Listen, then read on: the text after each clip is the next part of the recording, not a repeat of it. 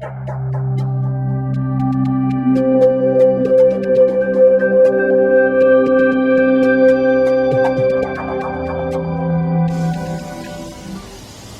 Lord be with you.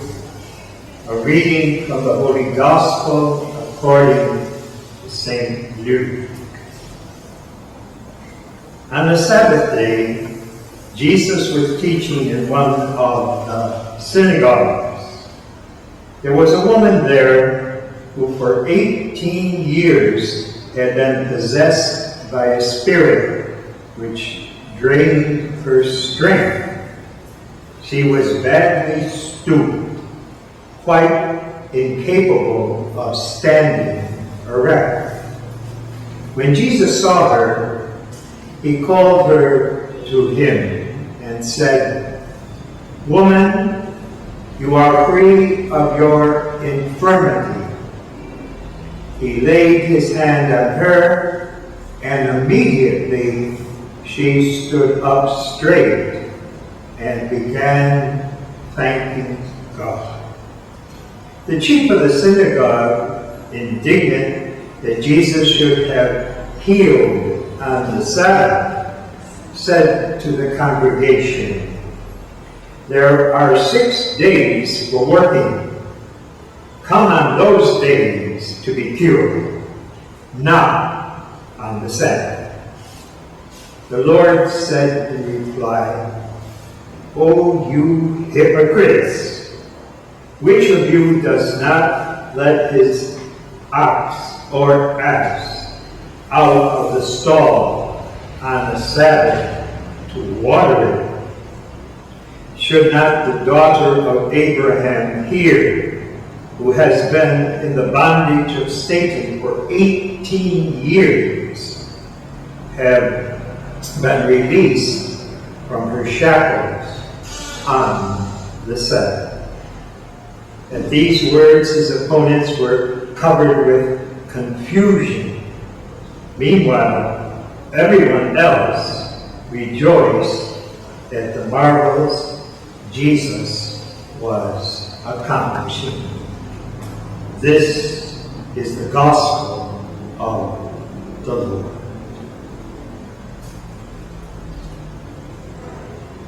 It will be helpful, I believe, in our imaginations we see this aged woman bent over, stooped, so she could not look up straight.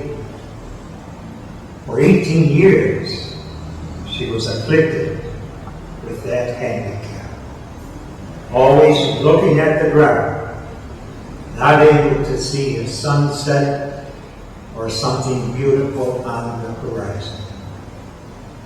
And then Jesus enters her life, and everything changes. There is healing, and there is thanksgiving. And this is the message that Jesus is communicating to us on this Monday in October.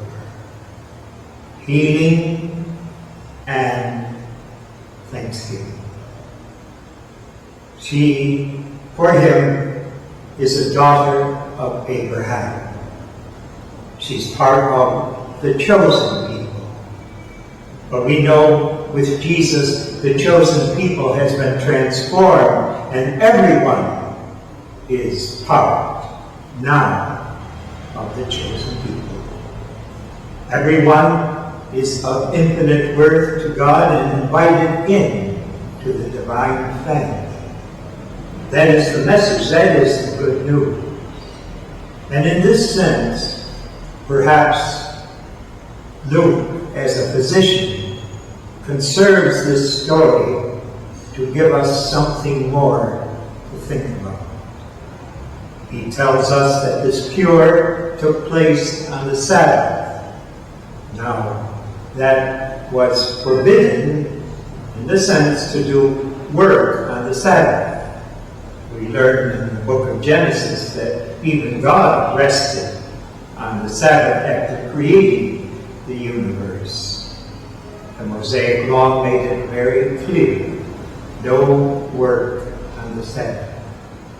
And you had to keep all the stipulations of the Mosaic law if you were really an active part of the chosen people, according to the customs of the Jews. But Jesus is transforming that. He's transcending those stipulations for human values. That is the message that we got, not only from St. Luke, but the other Gospels and the other writings of the New Testament. Persons are more important than things. But I think we can look at this healing as a symbol of something deeper. Yes, this woman's whole life changed as Jesus entered it and cured her of her handicap. But each one of us is in many ways crippled. Each one of us, in one sense, is focused, glued, we could say, on the earth. And we cannot stand up like we will at the resurrection and see the whole beautiful truth and vitality that Jesus is giving us in our Christian faith experience. So St. Luke can also mean that those who did not accept the message of Jesus, the liberation of Jesus that his message brought them, were crippled. They were bent over and could not stand up straight to profess their belief, indeed their love, and especially their thanksgiving to Jesus. So as we listen to this episode in our Lord's public life, see his controversy with his enemies, the opponents of his message of truth, liberation, and life, we can also think of ourselves, and especially those of you who are celebrating the Holy Eucharist. You can say, when Jesus comes to you in Holy Communion, and he is within you, he can be doing for you what he did for this crippled woman on the physical level. But he can do it on the spiritual level. He can make you stand up straight, see where the truth lies, commit yourself to him and to loving those whom he loves in the way he loves them, and then, especially then, give him thanksgiving. Show your gratitude to him that he has protected you from the snares of the enemy, Satan, but more important than that, embraced you with affection and personalized love for you.